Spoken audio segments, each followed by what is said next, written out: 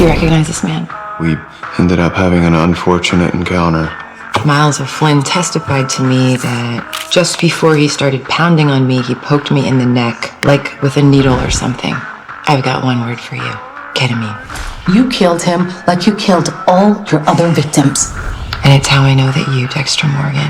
She said that you were the Bay Harbor Butcher. I am the Bay Harbor Butcher. My old captain actually thought it was someone else in the precinct. Who? Dexter Morgan, but he died years ago. State your goddamn name.